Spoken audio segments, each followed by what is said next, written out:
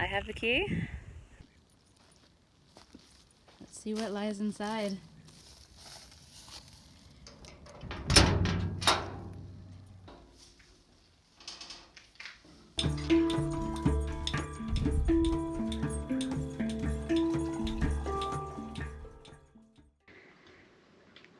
So this is my little piece of paradise here in Central Portugal that I bought back in August 2020. She's definitely come a long way since the beginning. I don't think the olive tree is doing quite as well as she was at the start, but the house is much improved. And we're going to take a look inside very soon.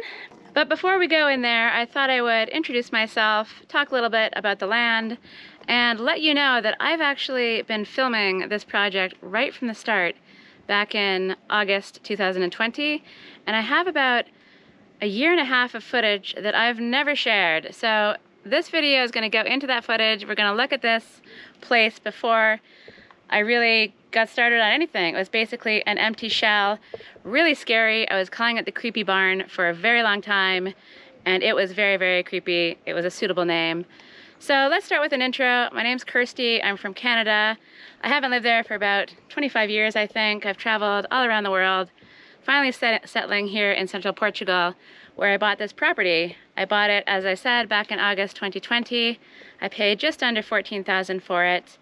It's a half an acre, which I think is 1,800 square meters.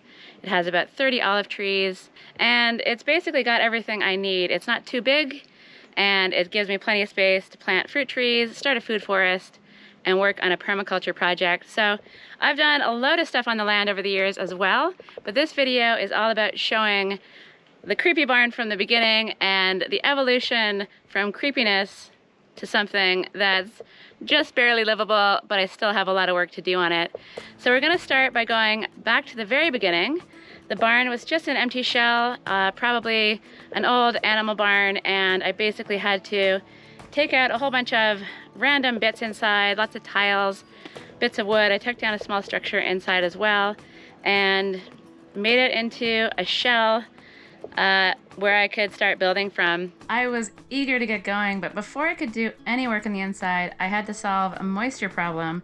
There was a whole bunch of earth and huge stones banked up against the back wall of the creepy barn, and I had to remove all of that before I could see what the issue was. I ended up having to actually dig down even further to make a French drain.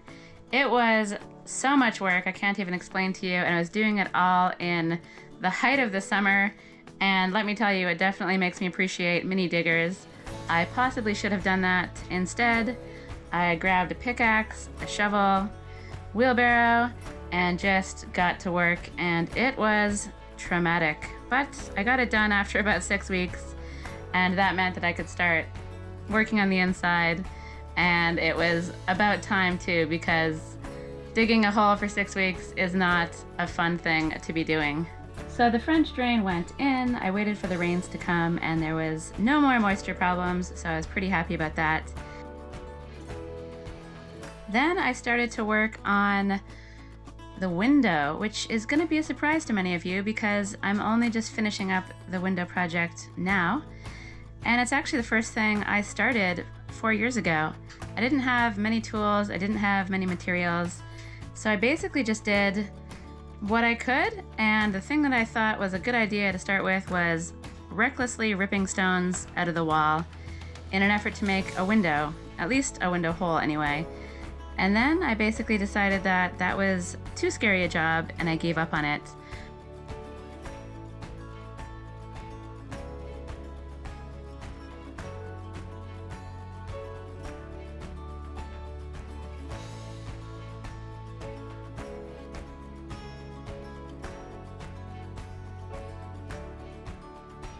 Believe it or not, having a window in place was one of the bare requirements that I had before I wanted to move in.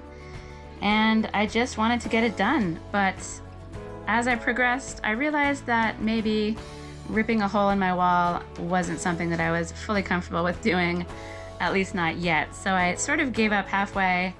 And to this day, I've been living inside what is basically a cave house with very little light. So I started the window project as my very first thing about 4 years ago, and it's finally coming up to the end right now, and it feels good, but back then it was a very daunting task, and I quickly realized that maybe I wasn't up to it.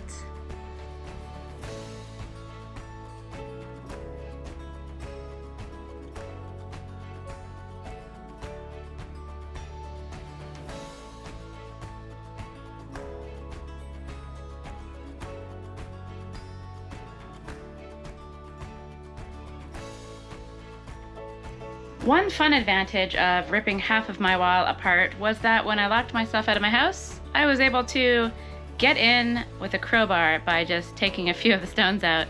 So I ended up with this weird little square box for the longest time and a tarp over my window hole in the rainy season that was really ugly, and a lot of people commented on it. But the window is almost done. I'm just waiting for the window guy to finish it up, and I'm gonna be hopefully sharing that with you very soon.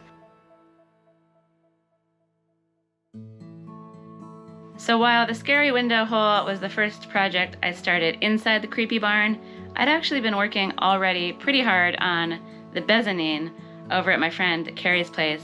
I lived with Carrie for a whole year during COVID. I arrived for a 1-week visit and then the world completely shut down, and I stayed for a year, but it ended up being a nice exchange. I helped her work on a straw bale annex, and in exchange, I got rent and a fabulous workspace to start building my bezine. What is a bezine, you ask? Is it a bed? Is it a mezzanine? It's both. I wanted to make a mezzanine, but I didn't want to have my bed on top of that. I can't imagine anything worse than going up and down a ladder every time I needed to leave my bed. So instead, I put the bed on the bottom and I put the mezzanine on top for storage, and so far, it's been a great decision.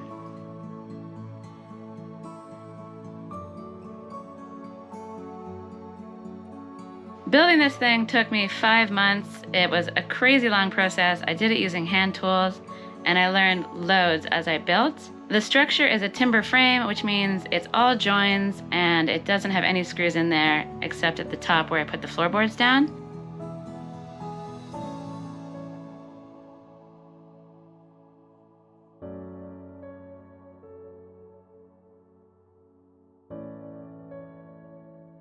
I even made my own oak pegs using a shaving horse and a draw knife, and the whole process was incredibly enjoyable.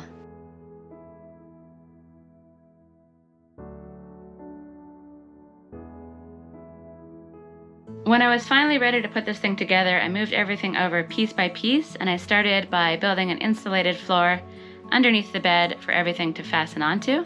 I framed everything up and insulated it with cork, and then I put some plywood down so I'd have some nice, clean storage underneath the bed.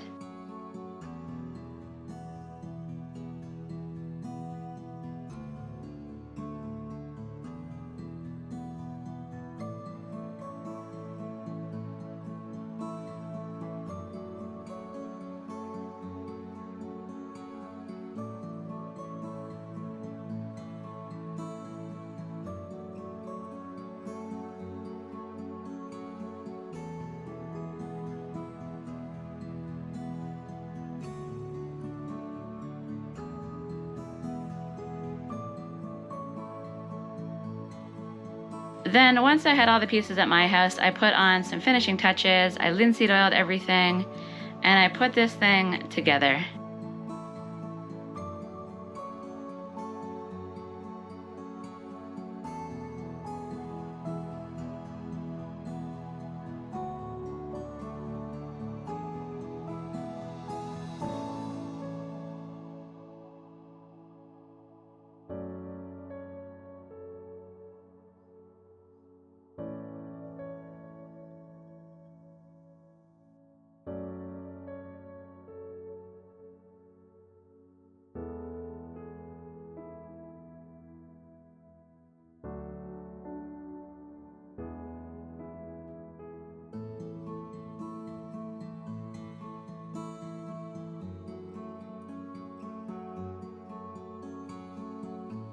Once the structure finally went vertical with the help of some friends, I started work on the top part. I assembled everything for the mezzanine itself.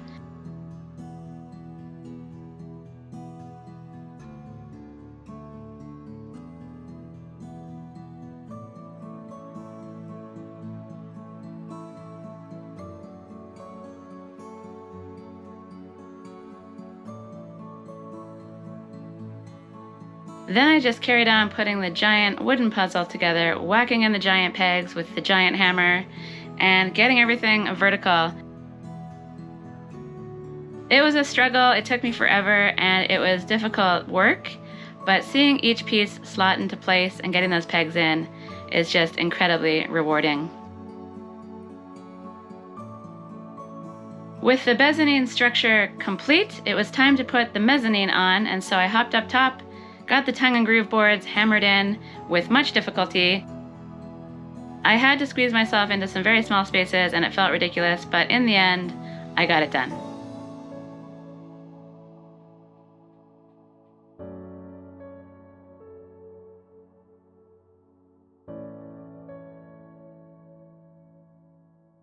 The final piece to the whole puzzle was putting the bed supports in place, and once I got that done, I had myself a bezine. I got a mattress, I moved in, and I was definitely living in a ridiculous building site.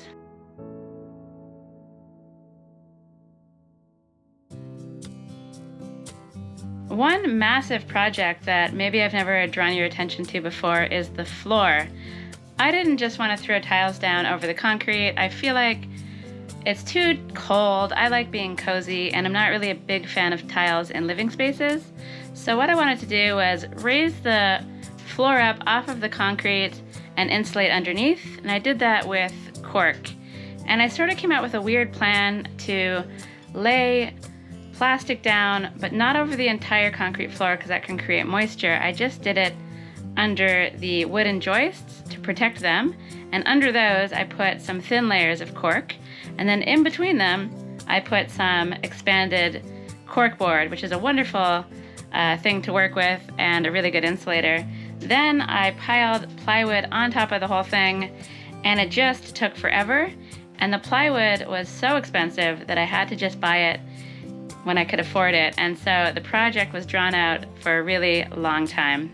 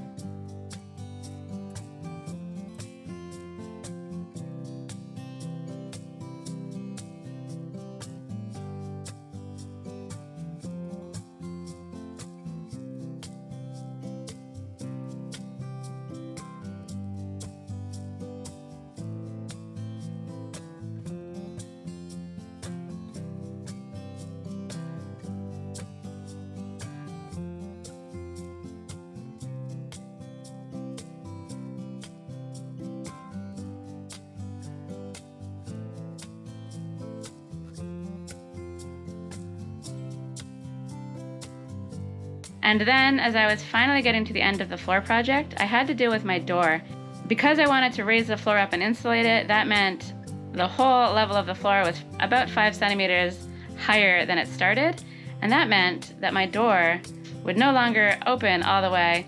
The door opens inward, and it was getting blocked by the floorboard. So I had to chop the door off at the bottom, and I didn't know how to do that, so I called in a friend who's a welder. He chopped it off, welded a piece on, and the project was finally finished. At least for the moment, I still have to put floorboards on this thing, but for right now, it's been a great floor because my house is still a building site.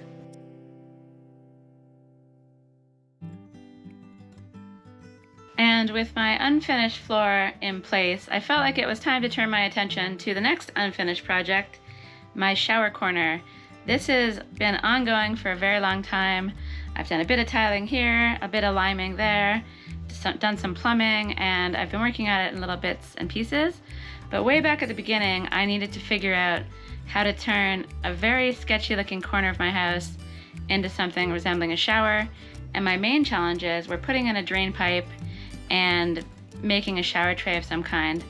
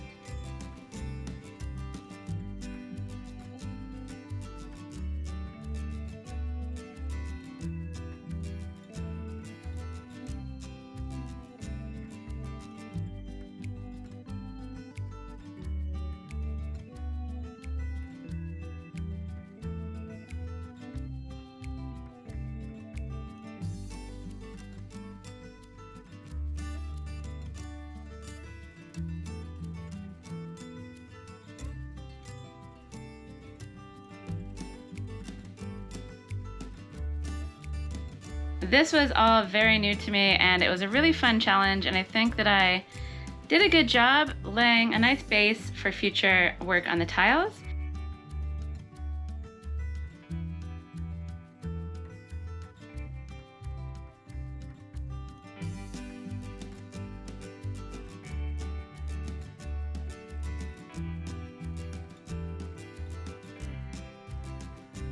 And I also feel like I came up with some creative ideas, including using cob in order to make a sort of rounded wall, and also to use clay on the wall that's going to have my bathroom sink.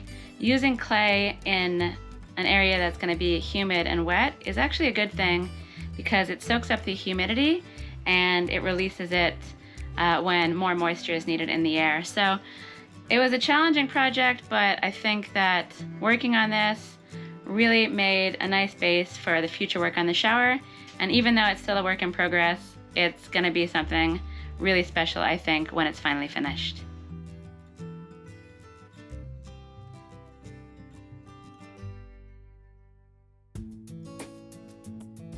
I love to cook, so you think I would have spent more time focusing on the kitchen, but in reality, it's been probably one of the most neglected parts of the build. I've gotten it up to a standard where I can cook, I can keep things refrigerated, I've got a bit of storage, but then things kind of stalled and my attention went elsewhere. In the early days, it was another creepy corner of the barn. Once I got the floor in and the bezine in, I was able to create a space for the kitchen and figure things out from there. As with the rest of the house, getting the space ready involved loads of dusty work, chipping out dirt from between the stones and repacking it with lime. But luckily, I really love this work, so it was okay.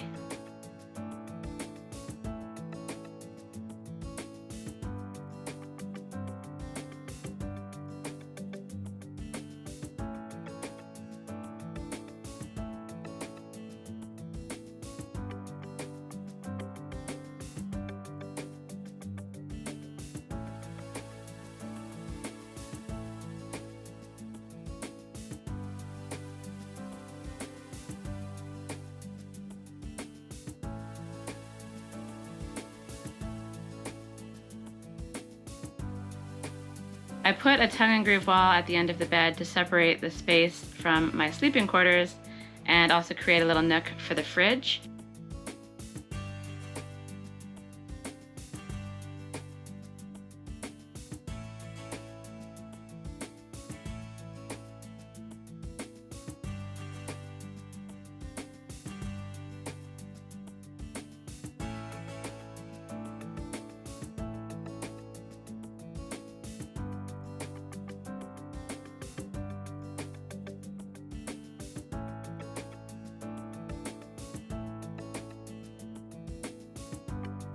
And I also spent a bunch of time in the early days making a sort of feature wall at the end of the kitchen, including some plastering in the corner in preparation for making a pantry.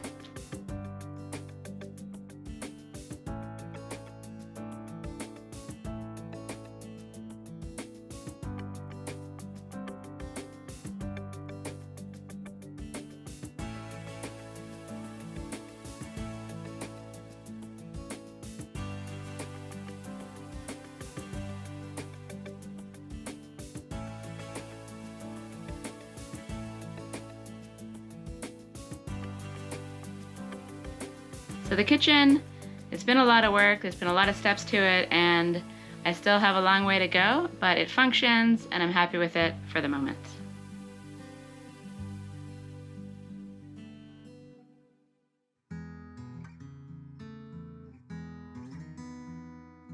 Without a doubt, the creepiest of all of the creepy corners in the house is definitely the one behind the door. But that was made way less creepy when the solar was installed.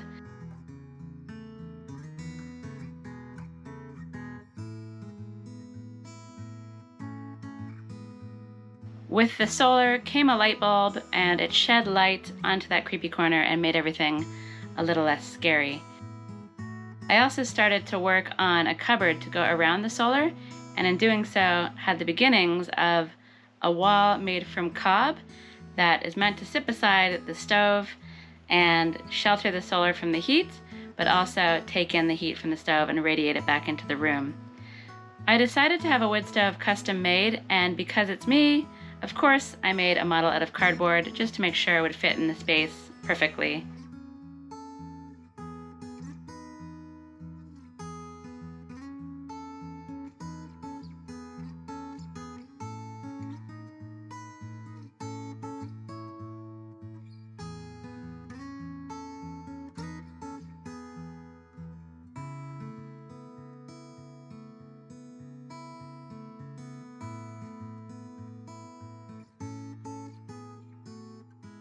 One of the projects that was the most fun for me so far was making the hearth for the stove to sit on. It was loads of fun working with the schist stone and basically making a puzzle, and I feel like it came out looking really cool.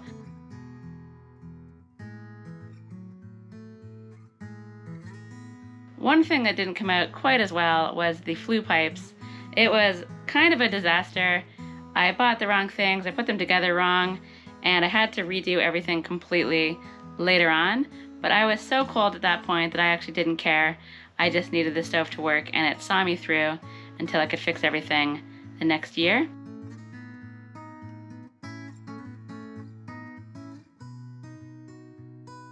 But despite the challenges, having that cozy fire installed in the house was a major step, and I'm really happy with the stove and with how that space looks now. Okay, so that's enough of all of that old-timey footage. I'm ready to show you the inside of the house. I do want to say though that it was really cool going back and seeing all of those projects from the very start and remembering what the barn looked like, the barn house, the creepy barn slash slightly less creepy house looked like way back at the beginning. I've come a long way. It's been loads of work, but I've learned so much as I've done the work, and I've really enjoyed the whole process as well. So yeah, I hope you had a fun time glimpsing into never before seen footage. It was fun to share it. But now let's go inside the house and take a look at where I'm at now. But before we head inside, you'll notice there's a window in my door. The door is blue. It's no longer creepy. There's been a lot of work done, and you can find all of that work in my other videos. I'm just going to be showing you where the house is at now, kind of the culmination of all the projects from the beginning. And before we go in, one more thing. This is just my house as it is. I've tidied up. I've done my best to make it presentable, but it's gonna just be me living in a building site, so don't be too harsh, guys. And I'm just gonna show you kind of the place as it is and walk you through some of my routines as well. So here's the tour. I'll just spin around one time. Tour over. And now let's talk about things piece by piece. So we'll start, actually, I hear something over there. I think Larry is up in the mezzanine. Larry, are you there? So Larry is a cat that came to me as a surprise, and the other cat, who came to me as a foster and stuck around, is here on the bed. So before he runs away, let's give him a little greeting. And then maybe let's start with the mezzanine bed, because that's where I started with the old footage. So it's basically as it was. I haven't yet limed the walls back there, and the mezzanine as storage space is definitely in full effect. So there's a whole bunch of stuff up here. It's where I store my wood. It's where I store a whole bunch of tools as well. And like I said, this is a building site, so it's not ideal, but when I look back at those old pictures from the very beginning, it's pretty amazing to see how I was actually living. And I feel like when I look back at all of this, I'll probably be surprised at that as well. It does make everything very difficult to keep clean. I'm constantly sweeping the floor, and it's really, really tricky. But let's start with the door as far as projects go. I clad this. This is what it looks like now. It was a lot of effort putting the cladding on and the window in, but I'm really, really pleased with how it looks. And while we're over here, this is my solar cupboard today. It's come a long way, but it's sort of been a delayed project. I wanted to put a grate on, a door on. I still haven't put the roof on. This little guy is Pickles. A friend made him for me. He's a door stop. And then I've got electric chaos down here. I've been meaning to build some shelves, but I haven't done that yet. It's on my list. And you'll note also a bucket of lime, because when you live in a building site, one needs building products. So I don't want to leave this outside because it'll get too dried out in the sun. So it's in here with me. The solar system is working great. It does struggle a little bit when it's been cloudy for about 3 or 4 days without stopping, without any sunshine, but it served me really, really well, and I'm very happy with it. Then over here we have a kind of artistic fake plant holding, card holding, snail holding wall. Sinead's cousin Hannah and her family gifted this to me, so thanks guys. A little snail to talk about how slow I actually do work. We've got the feature wall. This has been pointed painstakingly by me, and on the sides is clay, and I'm really going to try to do a lot of clay in the house because it's great for humidity control. And before I go to the stove, Larry has come to say hi. Hi, little guy. These guys have been enjoying the cozy inside as it gets colder outside. I've got just general chaos down there. I've got my firewood, my fire handling gloves because I don't actually have a poker. And then I've got a lovely roaring fire here. And this stove, as I mentioned, is called Mr. Burns, and it's really been good for me. I'm really happy with it. I've finished off the cob wall. This retains the heat like a battery and feeds it out later on into the room once the fire is off. I've got my nice little sill, and eventually all of this is going to be final clay rendered with a lighter color, and it'll hopefully all be less cracky, nice and smooth, and very beautiful. This is the oversized couch for the size of my place, but I'm really happy to have it, and it's been a cozy thing to sit on, whereas before I was just sitting on a lawn chair all the time. Here's a turmeric I harvested in yesterday's video. I'll need to figure out something to do with that. And then over here I've got my drinking water. I get this from the local fountain. I just collect it in these blue containers. I have 2 of them, and fill that up as needed. I've got my compost bin and my garbage bin, and then my dishes doing area. This is all plumbed into a pipe down there underneath, and it goes sort of to a gray water area, random hole on the land. And my dad built this for me. Thanks, Dad. It's been a really helpful thing to have. The neighbor gifted me the sink, so it's really nice to have people around that see what you're doing and give you useful things. And this is the window, the elusive window. So this is the window hole. I wanted to show you guys the view from the window, but I'm going to hold off until I actually get the window. So right now, this is what you're getting. I've got random toolboxes holding things in place. As I said, this is a building site, so there's always some random tool around. I've got a bag of citrus from the land. I've got my pots and pans and my coffee things. Some spices, a spice rack, kind of organized chaos over in this area. And I forgot I did this, and it's kind of embarrassing. I have 2 bags of tortilla chips that I'm using to block off a hole because it's kind of drafty. Last year I actually had some rock wool in there in a bag, but I didn't have any on hand, so I just stuck those in there. So they're safe in there until I need them for nachos or guacamole or something. And then over here I have sort of a pantry, and I've got a small fridge because my big fridge died. But that's actually kind of good because the big fridge was taking up a lot of power, and this one uses a lot less. So it means that I'm a bit less stressed out over winter time, even though we've had a super sunny winter. Under here I have some ferments going, and then I've just got kind of a chaotic realm of pots and pans and everything. So the kitchen does need a lot of work. I'm going to build cabinets. I'll probably end up putting some small shelves just above the stove that might match the windowsill, and then I'll end up doing some enclosed cabinets there. I wanted this as kind of a feature where I have some shelves also going across. This is my tower of boxes of wine, but I think most of them are actually empty and just kind of used for cooking. So yeah, another embarrassing thing I wasn't expecting to show. I swear I don't have 3 full boxes of wine on hand at all times. And then what else have we got? I've got some vegetables ready for roasting. I'm going to make a soup out of those. This is one of the butternut squash from the surprise squash that I found on the land. Kind of more storage, more pantry, cat food down there. And what else? Let's go around the corner and check out the bathroom area.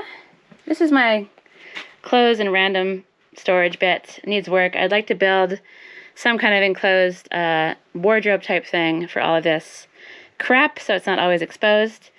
And then here we have my shower area. So over on the stove, you'll notice the large pot. I often have people asking how I shower. The shower is not functional as far as water flow goes, but it is functional as far as the drain goes. So what I do is I boil water in the giant pot, and then I put it here, and then I use the USB pump and just hold on to that and have lovely showers as long as the temperature of the water is okay. This is the cat door for the moment. So the cats hop up onto this little thing here, or just jump up onto here, and then up to there, and then they wander across and go out the door. I mean, the porthole. So it works for a cat, and yeah, I think it's a pretty cool feature as well.